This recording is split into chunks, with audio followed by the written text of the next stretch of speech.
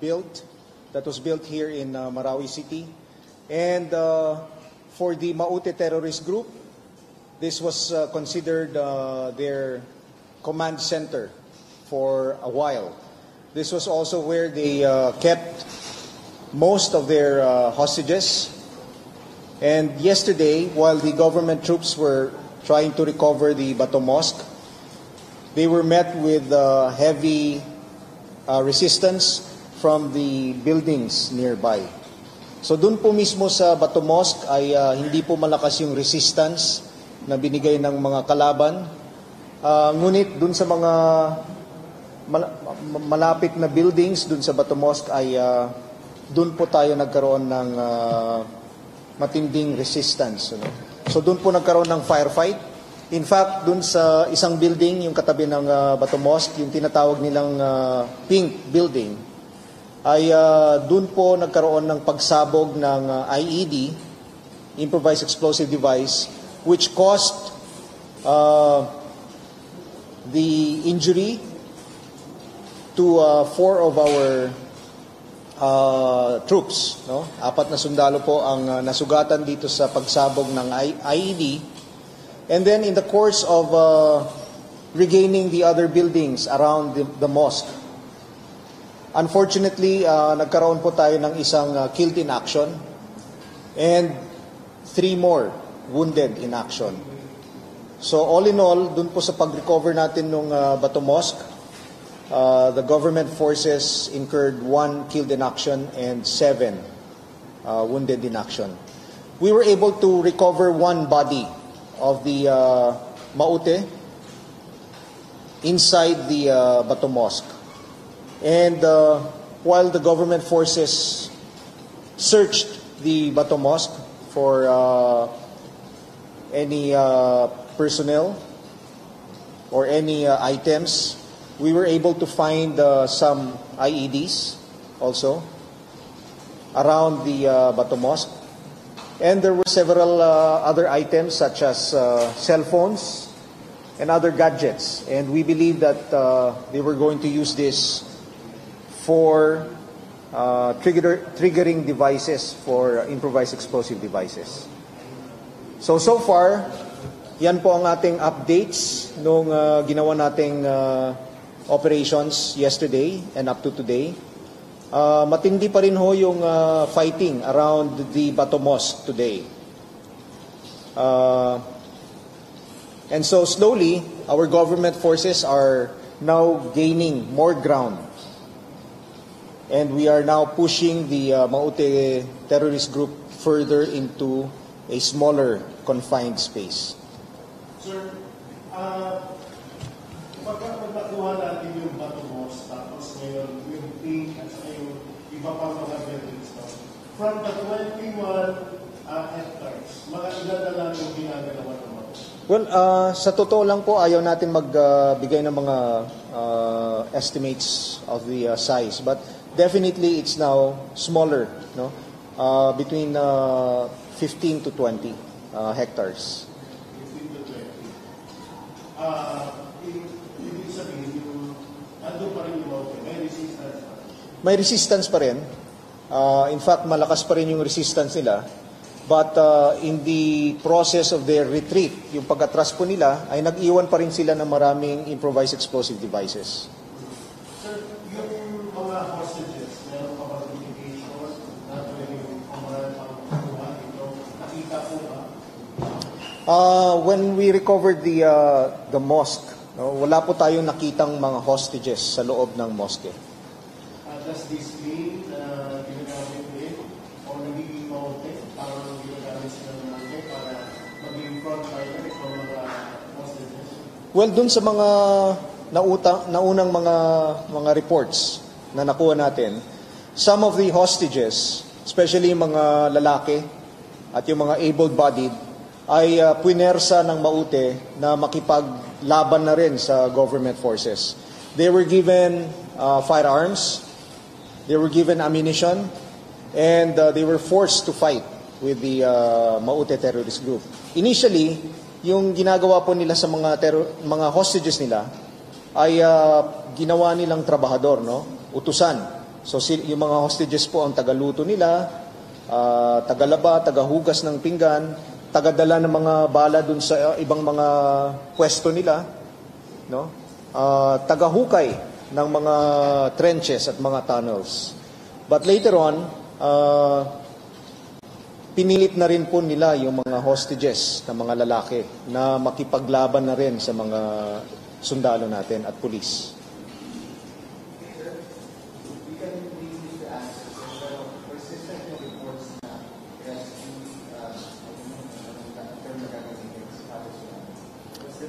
Well, sa ngayon, we cannot comment on that because our operation to rescue the hostages is still ongoing. No? Tuloy-tuloy pa rin ho yung ating operations to rescue the hostages. Kaya't hindi po kami pwedeng magbigay ng mga detalye because it might compromise, no? It might jeopardize our rescue operations, and it could also mean that the hostages could be harmed or could be killed, and it could also bring harm to our rescuing forces. Ang estimate pa rin natin is between 60 to 80. Hostages, mga 40 to 60. No? This includes mga babae, mga bata, mga kalalakihan. But some of the, as I mentioned, yung ibang lalaki, ay naging fighters na rin. No? Kaya nga po, nung una ay mababa yung estimate natin dun sa fighters nila. But lately, we said that tumaas yung bilang ng mga fighters. This is because some of the hostages were transformed, no, into fighters. So does that mean that you would treat them as fighters? Well, if they are carrying dang arms and they are fighting against the government forces, then they are considered combatants, and they will be treated as such, no, bilang combatants. Sir, what is still hostages? About 60 to 80.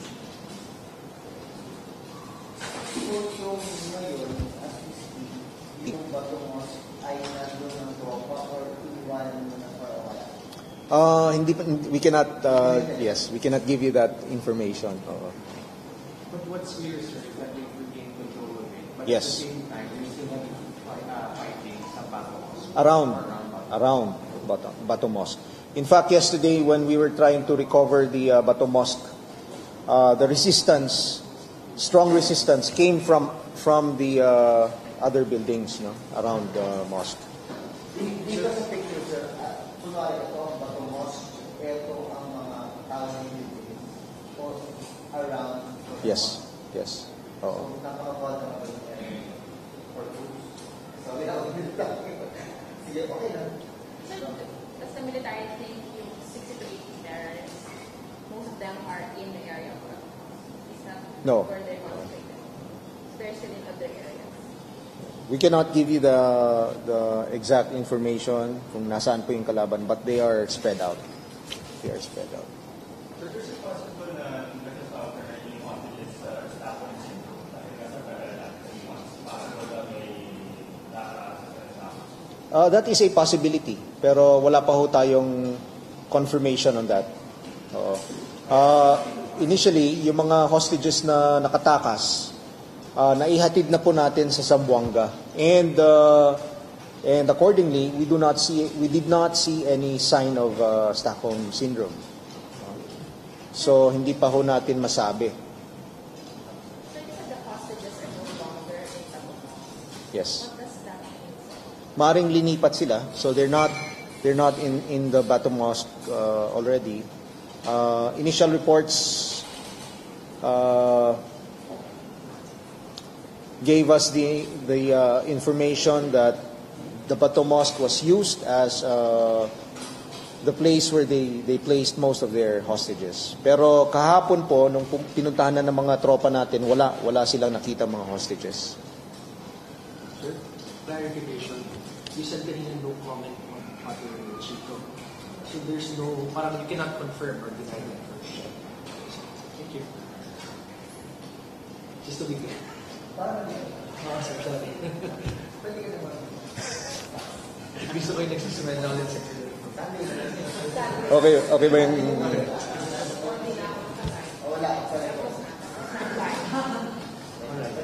Sir, so sir, what's going to happen in the next days?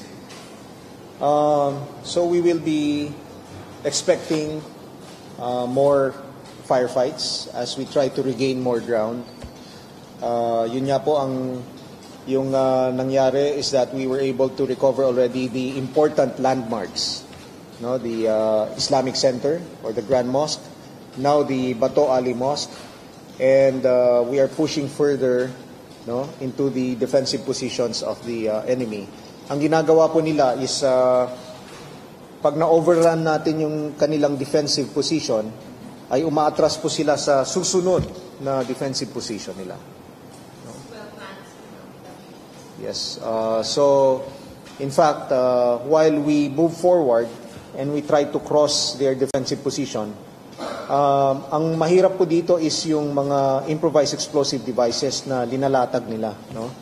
So, pinag-aralan nila kung saan posibleng dumaan yung mga sundalo at doon nila nilalagay yung mga improvised explosive devices. After Batumos, wala na silang iba pang established position. Ibang stand center, Batumos. Wala na silang. Meron pa rin.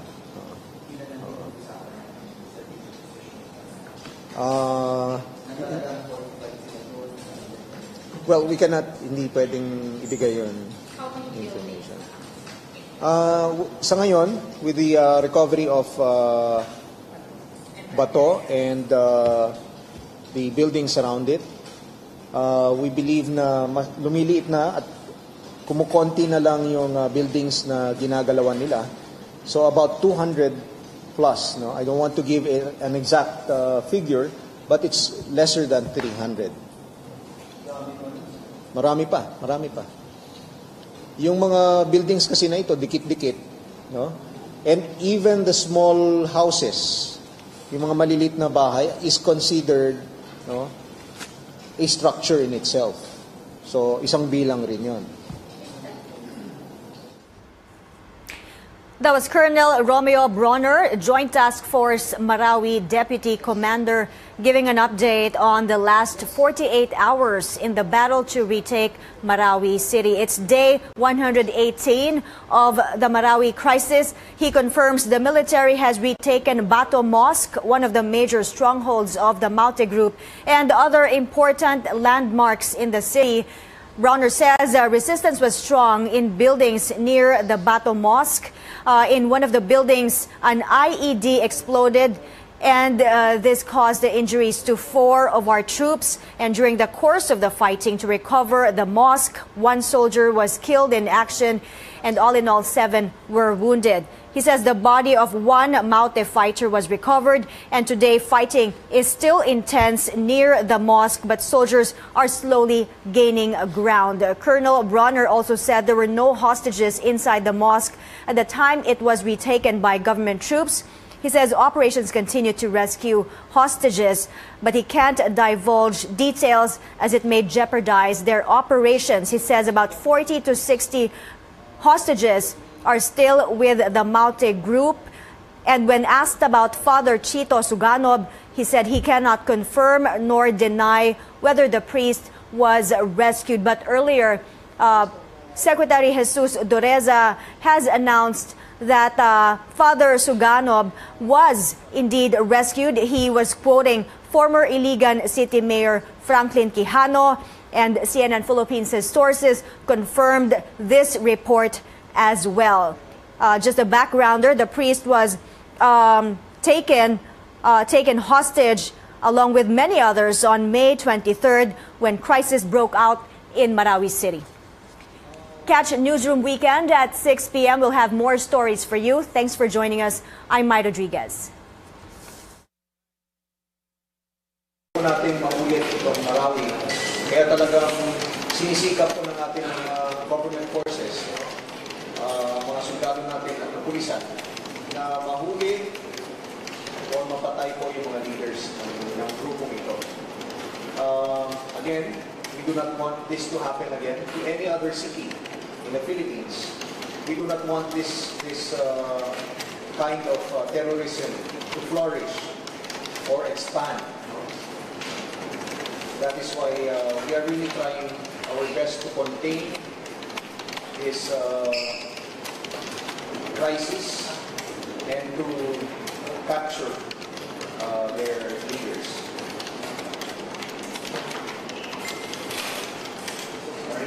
Okay, thank you so much.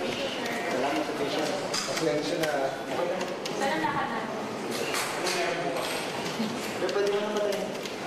Hindi nga nakapatay.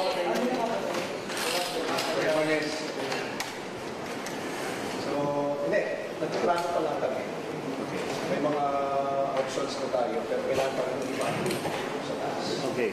So, Not tomorrow. si So, bukas press con. Deputy Commander join task group. 11.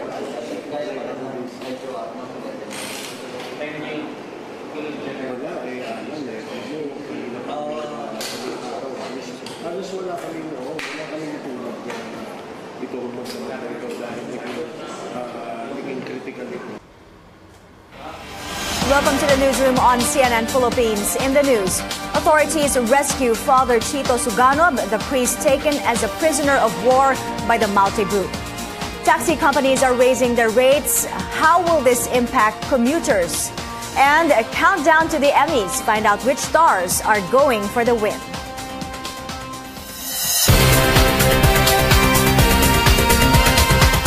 This program is presented by Bank of Commerce, an affiliate of San Miguel Corporation. Good evening, I'm Mai Rodriguez. Thanks for joining us.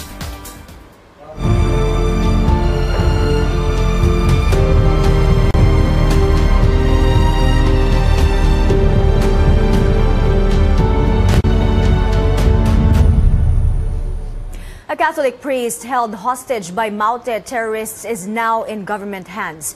Father Chito Suganob had been held by Maute terrorists since May. Troops rescued him last night near the Bato Mosque. George Cahiles tells us more. This is Father Chito Suganob after troops rescued him from a Maute stronghold. In this photograph taken after his release, Father Chito looks tired and seems he has lost a lot of weight. Since May 23rd, Father Chito had been held captive by Maute terrorists. Presidential Peace Advisor Jess Dureza announced on Facebook that the military rescued the priest Saturday night. And to prepare for his return, members of the Catholic Student Organization at the Mindanao State University are cleaning up this small room. This is where Father Chito stays whenever he visits MSU, where he's a chaplain. His toothbrush, rubber slip-ons, and his small altar are all neatly fixed. Grabe ka-joy po para sa amin ng mga students. Parang more than pa ito nakapasa kami sa mga exams namin. Ang ganun na feeling. Yung feeling of, overwhelming po talaga.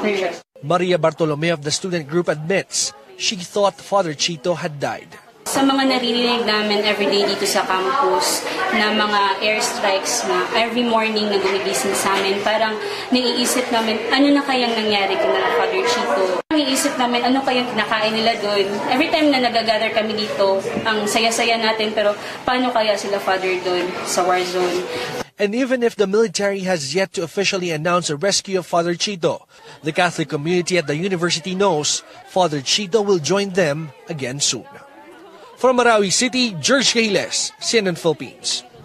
The military has retaken one of the remaining Maute strongholds, Bato Mosque. Joint Task Force Marawi Deputy Commander Colonel Romeo Browner says there was fierce fighting yesterday. Offensives are ongoing surrounding the area. Bato Mosque has been used to house hostages, including Father Chito Suganob. Retaking the mosque and surrounding buildings came with a cost, with 1 soldier killed and 7 wounded. Bronner also reveals hostages are being forced to fight soldiers. Initially, yung ginagawa po nila sa mga hostages nila ay ginawa nilang trabahador, no? Utusan.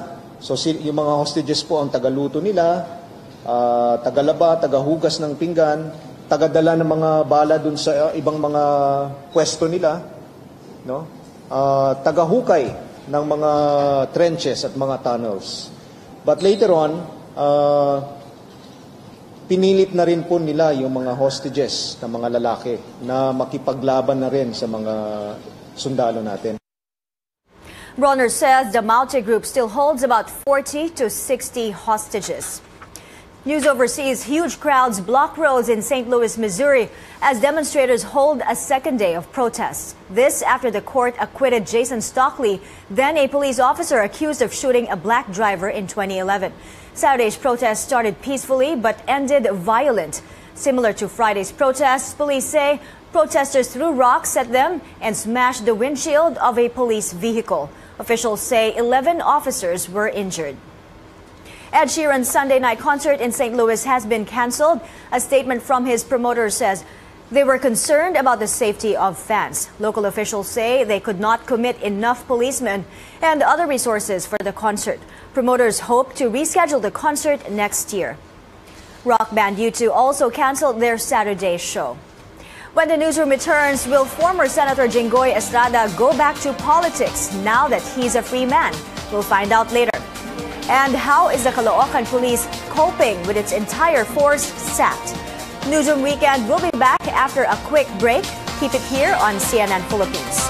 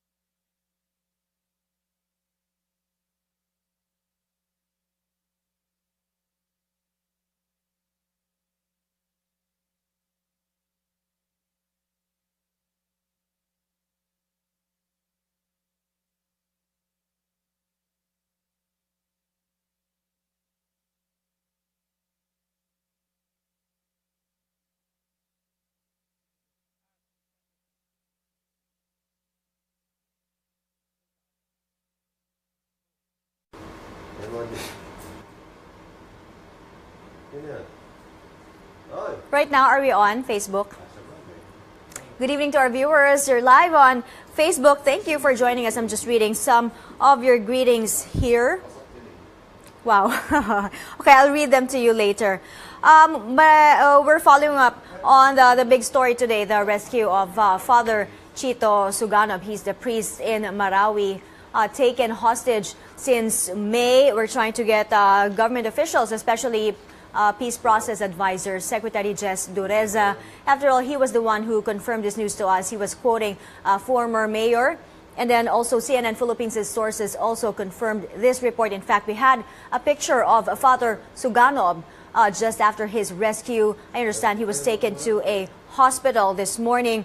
We're trying to find out more details about that rescue. Of course, the military earlier said they cannot reveal more details about the situation of the hostages, but the commander or the deputy commander of the Joint Task Force Marawi is saying that their operations continue to rescue the hostages, and they believe there are still about 40 to 60 hostages that are still with the Maute group. Stay tuned for more stories. We have the plans of former Senator Jinggoy Estrada. Let's find out if he's gonna... Okay, stay tuned. We have more.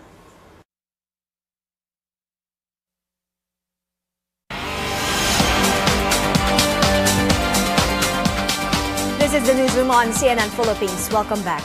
The Caloocan City Police is struggling with lack of manpower with its entire police force sacked. Our correspondent Makoy Popioco checks on how the city police is coping. Undermanned but not overwhelmed, Caloocan City Police Chief Jemar Modekilio says even with their lack of manpower, they're trying to make do with the available resources they have. Kailangan lang dito talaga paikutin na ninyo ng paikutin yung mga mobile cars natin dito. Paikutin na ninyo ng paikutin. We cannot do otherwise. This is a situation, then we have to act. Hindi naman natin pwedeng sabihin na parang sa isang gira ba na tatlo na lang tayong natitira, susurinder tayo. Hindi dapat. Lumaban tayo.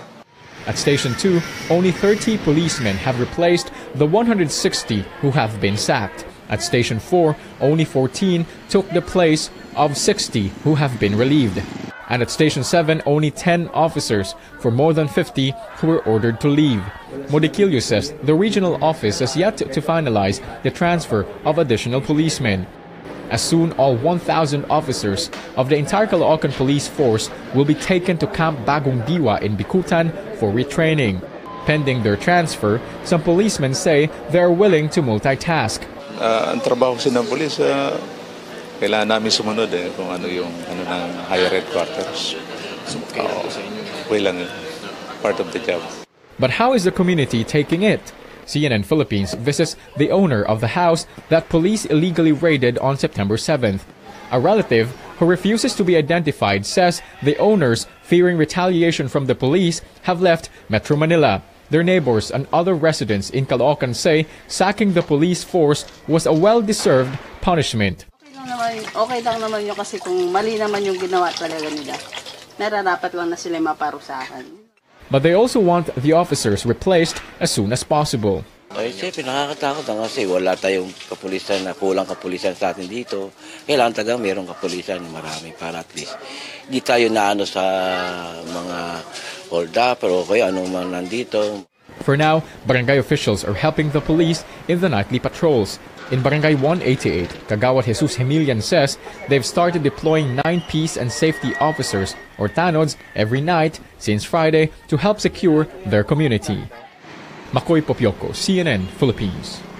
President Duterte slams human rights chief Chito Gascon for focusing on the deaths of teenagers in the drug war. In his speech in Davao City last night, the president accused Gascon of politicizing the agency. He adds he has never heard the agency call the attention to the plight of hostages in Marawi or women being raped every day. President Duterte then questioned Gascon's fixation on the killings of teenagers. Yan ang mahirap. Kabalik, ito si Gascon. Ilang araw na puro teenager. Parang pedophile kang ka. Bakit ka mahilig masyado sa teenager? Are you? Nagdududa tuloy ako. Bakla ka o pedophile ka? Yan lang, nakatuto ka. This statement comes after the killing of Kian De Los Santos and Carl Arnaiz, both minors killed by Caloocan policemen. We are reaching out to Chairman Gascon for comment. His agency faces a huge budget cut as the lower house recently voted to give it a 1,000 peso budget for 2018. Jinggoy Estrada is a free man, at least for now. But what's next for the former senator? Our Rex Remitio tells us more. On his first day out of detention, Jinggoy Estrada was mobbed by his supporters, like the action star that he was. Mga kaibigan, wala pong katumbas na kaligayahan ang hatid ng isang malayang buhay. His family is just as grateful to have him back. Siyempre, masayang-masaya. Lahat kami. At last, mahigit na almost 3 years yata si Jinggoy na we really miss him a lot. They shared a meal together, and they also went to a Thanksgiving Mass at the St. John the Baptist Church in their bailiwick, San Juan. But now that he's free, what's next for the former senator? When asked about the people who put him in jail. Magpaulit-ulit man ang mga tanong-tanong ay isa lang ang aking sasabihin. Bahala na po ang Diyos sa kanila. For now, he's going on a vacation with his family around the country. On his political plans, the former senator says he's willing to help President Rodrigo Duterte. He supports the president's war on drugs 101%. And if offered a cabinet position, he's also willing to accept. But whether he's running for public office in 2019, he says he will think about it. Tingnan natin. Malayo pa sa isipan ko yan. Rex Remitio, CNN Philippines. Jinggoy Estrada hopes former Senator Bong Revilla will also be released soon. He has this message for his friend who also faces plunder charges. Sabi ko, palakasin niya ang loob niya at balang araw ay makakamit din niya ang kanyang kalayaan. Sir, do you expect him to follow Senator Bong? Yes, I hope so. I'm praying hard. Revilla, meanwhile, says though he's sad that Estrada was leaving him behind, he's also happy that his friend will finally be with his family after 3 years in prison.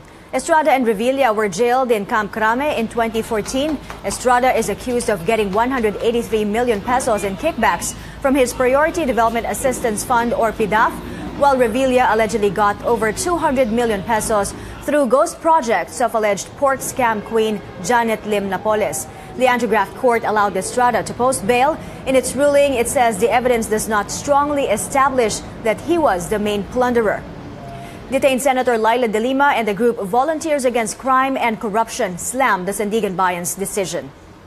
Transport regulators plan to match taxi fares with the rates of app-based services Grab and Uber. But as Rex Remitio reports, it's a plan that should be carefully reviewed. Transport regulators confirm a taxi fare hike is certain by December. They're looking at increasing rates to 12 to 14 pesos per kilometer and 1 peso and 50 centavos to 3 pesos per minute of travel time. So if you're traveling from North EDSA to Shaw Boulevard and traffic is heavy, you have to pay 290 pesos, much more than the current rate at 150 pesos. Some commuters worry over the plan, saying the fare is too high, especially for those who aren't used to taking Uber or Grab. Masyado nang mataas yung kanilang, yung fixed rate, di ba? 30 ba or 40 agad? Yun, hindi ako pabor din sa taxi ng pagtataas nila. Mahirap kasi. Gaya niya, mahal naman ang bilihin, ganun. Tatataas yung pamasahe. A commuters group believes transport regulators should carefully study the plan. The Lawyers for Commuter Safety and Protection says commuters who take taxis might not be able to afford higher rates. Tingnan mabuti kung how much would be the increase kung sakali. And then, eto ba ay acceptable sa mga taxi passengers. The group's founder, Ariel Inton, also a former LTFRB board member, says commuters might be willing to pay more on one condition. We are willing and ready to pay that amount if it corresponds to the services. But Inton believes majority of the taxis will find it difficult to meet standards. Rex Remitio, CNN Philippines. The famous musical, The Sound of Music, is in Manila. The story of Maria and the Von Trapp family will surely captivate fans here. Filipino cast members are ready to show world-class talent and Broadway potential in this production. Camille Abadisho has this story. The timeless melody of The Sound of Music fills the air as the London West End production of the highly acclaimed musical comes to Manila. Actors Carmen Pretorius and Nicholas Maud, playing the leads Maria and Captain Von Trapp, say they're excited to perform before the Manila theater goers.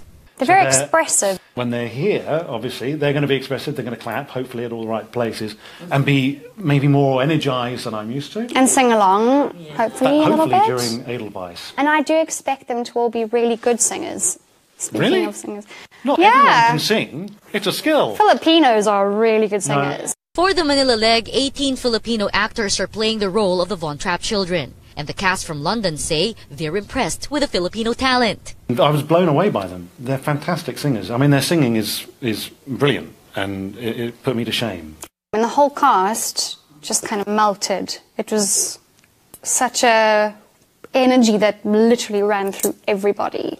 And, you know, watching them for the first time. And that's really what does translate to the audience as well. The original Broadway production of The Sound of Music won 6 Tony Awards, including Best Musical. It features classic songs such as Edelweiss, Do Re Mi, 16 Going on 17, Climb Every Mountain, and The Sound of Music. The Sound of Music London West End production in Manila opens on September 27. So do please come along and join us. Camille Abadisho, CNN Philippines. When the newsroom returns, the UP Fighting Maroons prevent a first win for the UE Red Warriors in the latest UAAP action. And we'll tell you about a story of two Maranaos, proof that love can happen even in war. Back after a quick break. Stay tuned.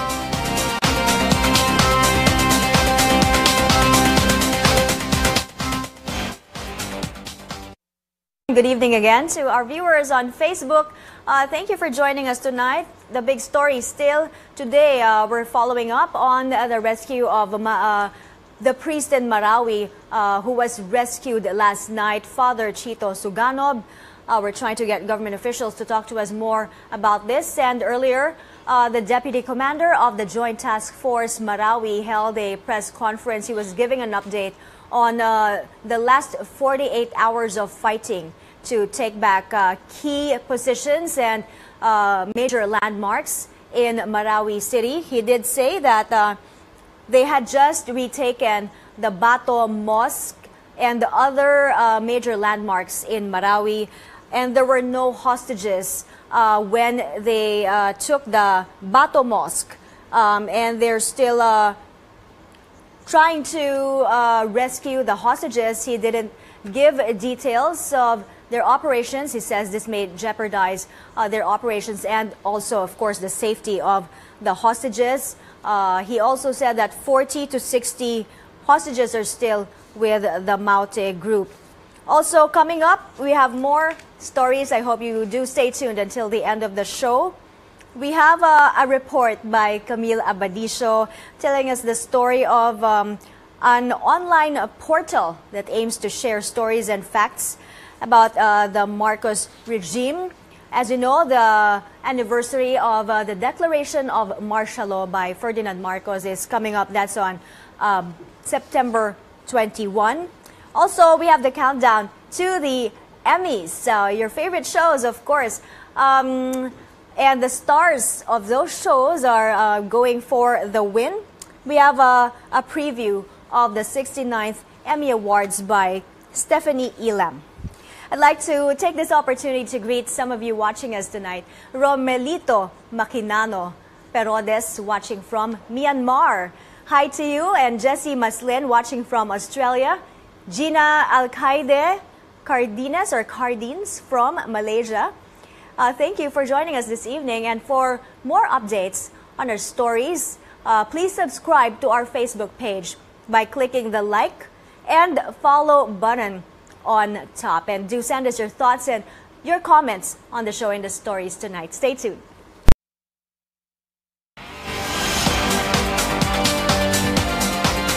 The newsroom's back with more stories. It's telling history through art. An online portal aims to share stories and facts about the Marcos regime, complete with films and visual timelines. Camila Badisho gives us a look. Boni Ilagan is a witness to the horrors of martial law. He was a student leader exposing human rights violations under the Marcos regime. This led to his arrest in 1974. They would pummel my tummy with punches every time that I didn't answer their questions to their satisfaction. When he was freed after more than 2 years, his sister was abducted. She's one of the desaparecidos during martial law, never been found to this day. Stories like this are featured on martiallawmuseum.ph, an online platform of the Ateneo de Manila University. It's all about the struggles of Filipinos during the Marcos regime. People, they have to be informed that they are not alone. The Martial Law Museum, again, allows them to understand why is it important to make a stand. Former National Historical Commission of the Philippines chairperson Maria Jocno Sereno says there are efforts to revise history by minimizing, denying, twisting, and embellishing facts about the martial law. When you pretty up or soften martial law and Mr. Marcos's role in it, you actually deny that we were deprived of our rights and profess instead that our struggle was a needless, worthless exercise.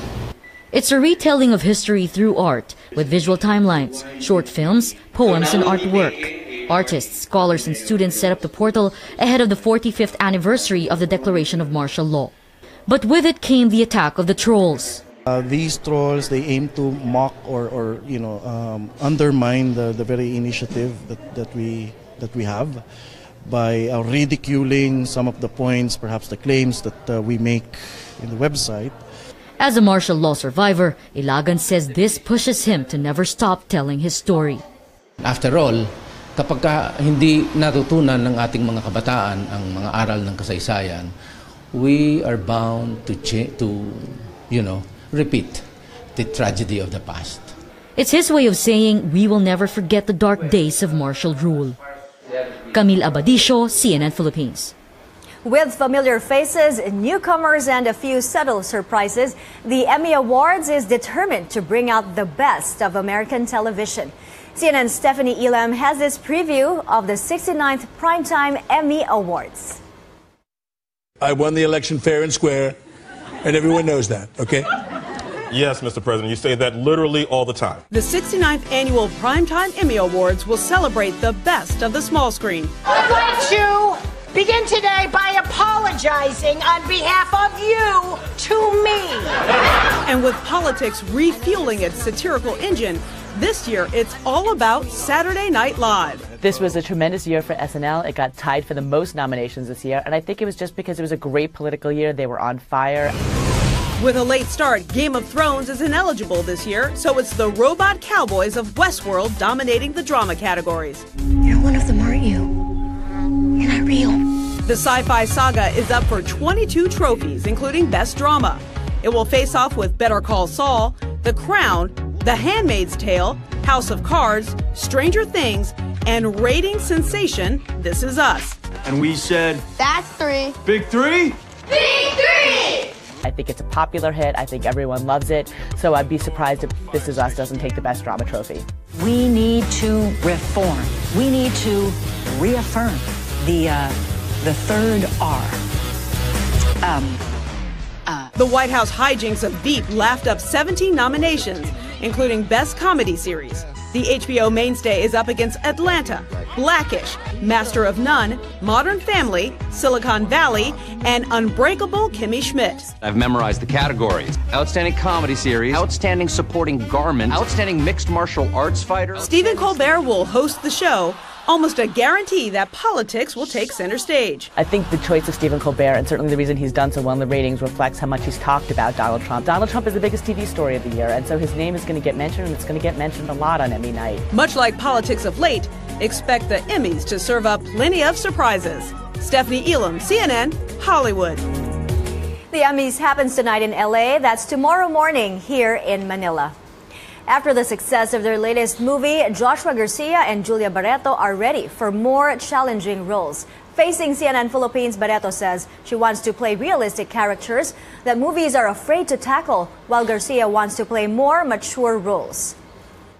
Ako, personally, I want to take on a role that yung siguro yung may disorder. It can be an eating disorder or being bipolar or something very challenging, very realistic na that cinema is afraid to tackle, that they shouldn't be, because like our film, it was a risk to tackle on cancer and suicide and ending your life. Pero sa pagpapakuha ng aliens na way, pero it's almost the same thing. It was a risk, but in the end, the film was able to save a lot of people's lives. Ako gusto kong gawing character si Sam ng I Am Sam. Father din. Dad? Tas, Young father? Oo, Oh, that's nice. Batang isip. Kasi, ang sakit nun eh. Yeah, that was so sad. Tsaka, ang sarap kasi na nakakapagbigay ka ng ano sa mga tao, yung matututunan nila. Yung maapektuhan mo sila, yung buhay nila. In the UAAP, the UP Fighting Maroons gains another win after beating the UE Red Warriors. UP dominated and finished with a 13-point lead, 84-71. Paul Desiderio led the way for the Maroons, scoring 28 points and 9 rebounds. UP now stands with 2 wins and 1 loss. Desiderio against Manala. At the tent city for displaced Marawi residents, love happened. Our George Cahiles gives us a peek at the Maranao wedding. Here's a look. Nori Basher is princess-like in her Maranao dress. It's her wedding day, and while she patiently waits, happy. A few meters away from her tent is her groom, Jomar Saumay. Nori's parents and elders in the community perform the ceremony. And soon, Jomar comes to fetch his bride. Then they walk together for the first time as husband and wife. Oh, masaya. Bakit sir? Bakit? Oh, may asawa ka na. May asawa na ako. To celebrate the occasion, the people played the kulintang, gong, and traditional drums. Jomar and Nori found love in this tent city in Pantar, Lanao del Norte. Together with thousands others, they fled Marawi when fighting broke out between government forces and multi-terrorists. Authorities say they immediately offered help when they learned of the plan to hold a traditional Maranao wedding. Task Force Bangon Marawi Executive Director Cesar Llano says it's one way to help the evacuees cope. Amid yung kahirapan dito sa tent city, ito nangyari pa rin ito. So kaya I always emphasize na ito yung pagmamahalan talaga. No? Kung hindi lalakasan ng gobyerno natin yung tulong, medyo lalaki yung problema kasi they are already bored. So ang ginagawa namin sa Task Force Bangon at saka yung local governments dito, tiningnan namin na kailangan dagdagan natin yung tulong natin, like livelihood, at saka yung kondisyon nila dito. It's a love story arising from the ruins of war. And the couple says they would like to begin their life together soon. Sana mayos ng Marawi para doon kami maghanap buhay. Back in the city, they call home. From Lanao del Norte, George Giles, CNN Philippines. We have this just in Game 2 of the UAAP tonight. The Ateneo Blue Eagles continues its winning streak, 3-0. Ateneo defeated FEU 94-82. That's what's happening in the newsroom this Sunday, September 17. I'm Mai Rodriguez. Stay with CNN Philippines, where we tell the story of the Filipino. Good night.